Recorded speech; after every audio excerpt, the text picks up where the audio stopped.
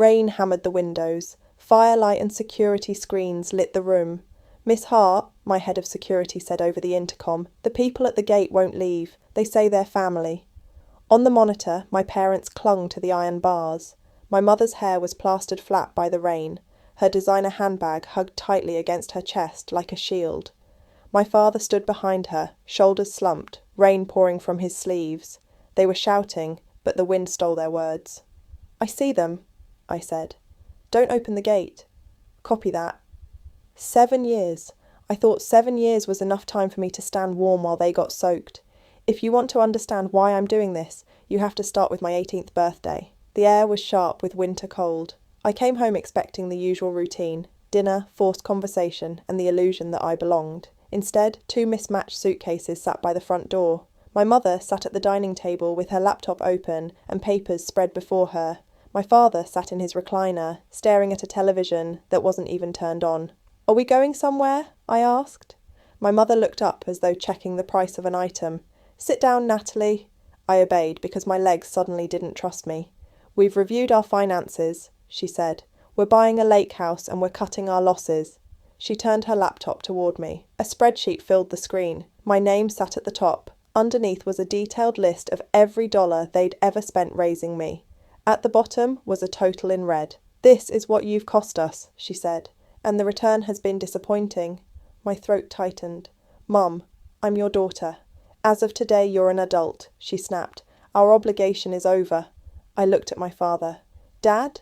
He rubbed his temples without meeting my eyes. "Listen to your mother," he murmured. "Just go." My mother shoved a white envelope into my hands. Inside were 2 $20 bills, a 5, and 2 $1 bills. $47, she said. "Your severance." Then she opened the front door. Cold air rushed inside. "Take your suitcases and leave." Her hand grabbed my arm and pushed me across the threshold as casually as closing a business deal.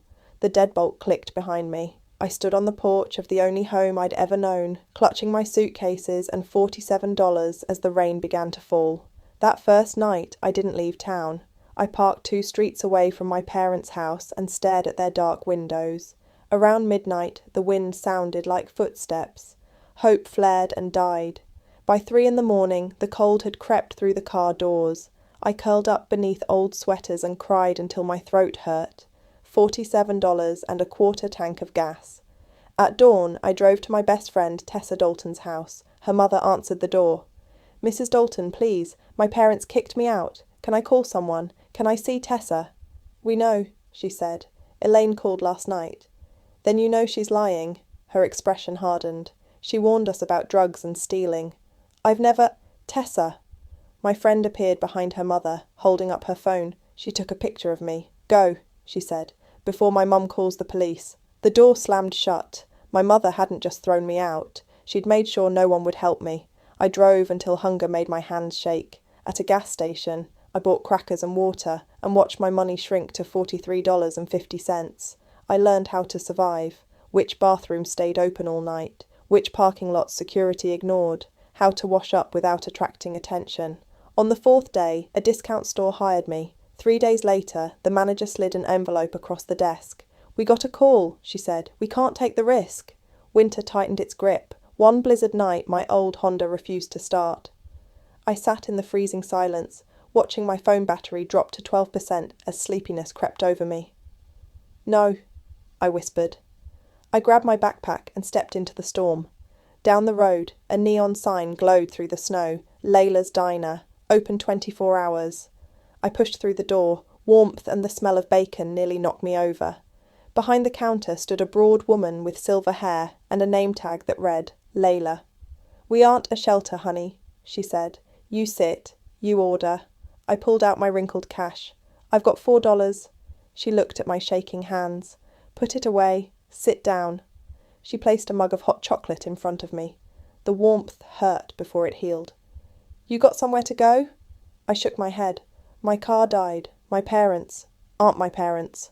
She nodded. "I need someone to wash dishes. My help didn't show." "I'll do it." "I can't pay you legally," she warned, "but I'll feed you and you can sleep in the storage room until the storm passes." "Deal." The kitchen was filled with steam, soap, and old grease. I scrubbed pans, scraped plates, and cleaned grease traps until dawn. When breakfast came, Layla set a burger and coffee in front of me. "You work like you want to live," she said. "Stay a week, $20 a day, and meals." "Why?" She looked away. "I had a daughter once. She ran away. I'd hoped somebody would feed her." Months passed. The diner became my whole world. One busy Sunday, the ancient cash register system crashed. Layla slapped the monitor. "It's dead." I stepped behind the counter. "Move." I restarted the database service I'd learned about from library books. The system came back online, receipts printed, the cooks cheered. A man sitting at the counter lowered his newspaper. He wore an expensive watch and a calm smile. He handed me a business card. "Evan Crow. I run a software company downtown.